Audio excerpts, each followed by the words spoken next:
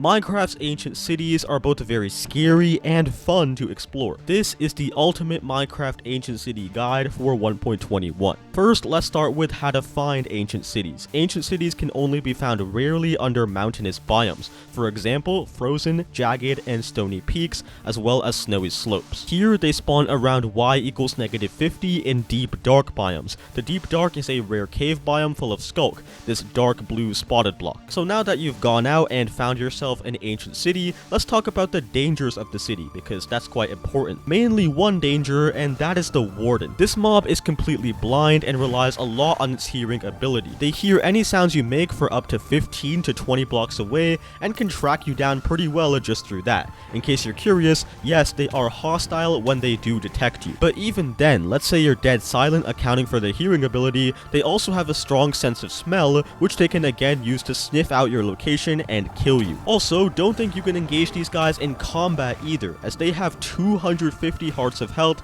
and can do 8 to 22.5 hearts of damage depending on the difficulty. They can also heavily obscure your vision with the darkness effect when they detect you, so it can be really hard to see when they're around. Now thankfully, wardens aren't just randomly roaming around ancient cities. They are summoned, usually by accident, with a combination of two blocks, Sculk sensors and Sculk shriekers. Basically, whenever you make a sound, let's say opening a chest, a Sculk sensor, if it's within 8 blocks of the sound, can pick it up and give off a signal. If there's a Sculk shrieker within 8 blocks of that sensor, the sensor can alert the shrieker of the sound, causing the shrieker to let out a loud scream. This scream is +1 warden warning. Once you activate any Sculk shrieker 4 times, the warden will spawn, so you have 3 warnings or slip-ups before the warden comes out, but keep in mind this is not individual Sculk shriekers. Anytime you activate any Sculk shrieker in the ancient city, that is +1 warning. And by the way, once you exhaust your 3 warnings, it's not like it resets after the warden spawns.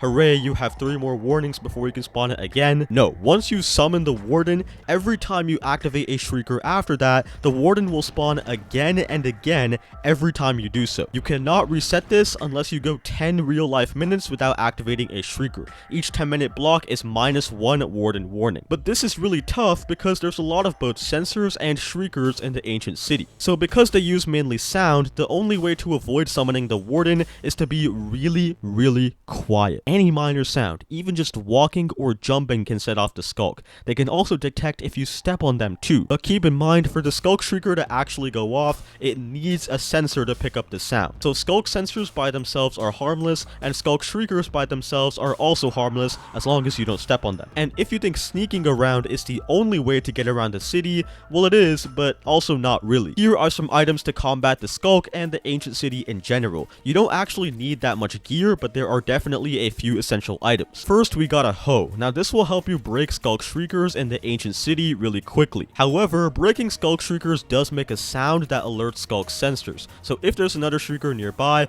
very high chance you accidentally activate that one. So how do we get around this? Well, that's where wool comes in. You want to bring a boatload of wool to the ancient city, maybe around 3 stacks for the whole thing. The reason is, wool blocks the Sculk sensor signal, so walking on wool does not get picked up by the Sculk sensors. But that's not all. Using this, you can also cover Sculk shriekers completely with the wool, and the sensor won't actually be able to give signals to it. And once you cover all the Sculk shriekers in the ancient city, well, you won't have to worry about the warden anymore, because Sculk sensors by themselves are completely harmless. Another option is using Swift Sneak leggings. Swift Sneak is an enchantment that speeds up your sneaking speed to almost as fast as when you're walking. It can actually be found right here in the ancient city too, so you can use it to navigate the ancient city much quicker without having to bring as much wool to do so. You'll still have to use wool for shriekers when looting chests though. One more important thing is night vision potions. These help you see because the ancient city is really dark. Now that's cool and all, but what if I do summon the warden? Am I just dead or what?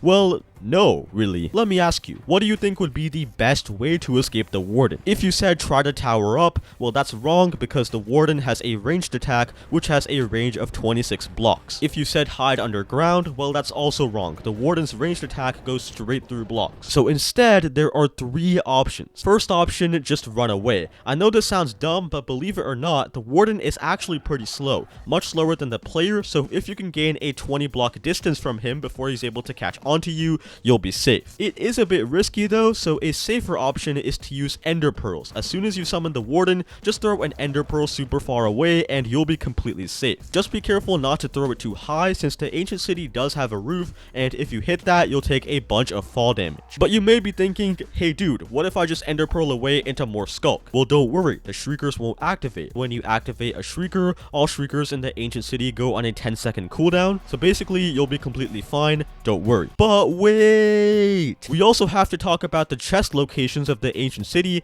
and just the structure's generation as a whole. First, the trademark of the ancient city is the palace. This is smack dab in the middle of the ancient city. The main feature of it is the giant warden portal in the middle. Right at the foot of this portal, you can find candles, some fire, and a chest with a golden apple. In front of this chest, you can find a bridge looking thing. It's a ruined dark oak bridge, and right under this bridge leads to a doorway. Now you can just dig right through here, and this doorway leads into a crazy redstone area with a bunch of different redstone testing rooms. It is quite useful for gathering some redstone materials if you don't have them. Surrounding the warden portal, you also got a giant wall with crenellations in it and some bridges branching out. These bridges actually have wool on them, so they are completely safe to walk on. And surrounding this main palace, you got all sorts of smaller structures with chests, so let's talk about those. First, we got a bunch of these ruined cubicle looking things. I don't really know how to describe them, but basically these always have 1 or 2 loot chests in them, along with many Sculk sensors and shriekers. There are also these battle towers. They will have a ladder or stairs and a chest at the top or bottom. Usually it's pretty safe to loot this since it's quite far away from any shriekers, but I'd still recommend being careful. You also have a chance for a pool area or maybe a sauna. This is a bit rarer. There will be chests in these little stalls or shower areas. Usually there will be 2 or 3 chests in this whole area. Also more chests in the ice box. To access the ice box, again, it's a sort of cubicle structure this time, and you can see there's a trapdoor which leads to a ladder. Climbing down this ladder will reveal a secret room that has a chest with food and snowballs, along with, you guessed it, a ton of ice. Be careful though, because sometimes the icebox can be infested. As you can see, this first one is normal and there's no danger here, 0 Sculk, but in this second one, you can see there is Sculk all around here. So as you step on the pressure plate, you will set off all the Sculk if you're not careful. And going down into the basement will also lead to the same room, but infested with Sculk on top of it. There's these pockets of wool scattered around as well, quite useful if you don't have a lot of wool on hand. Now that we've covered the chest locations, let's talk about the different loot you can get in the ancient city.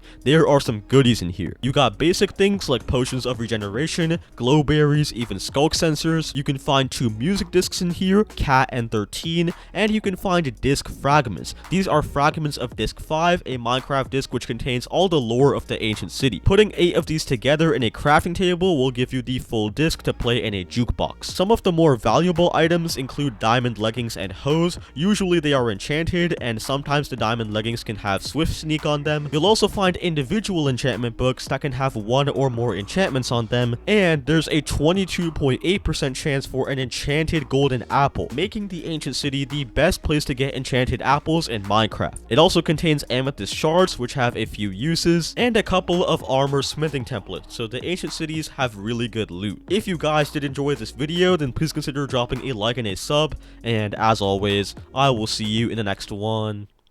Goodbye.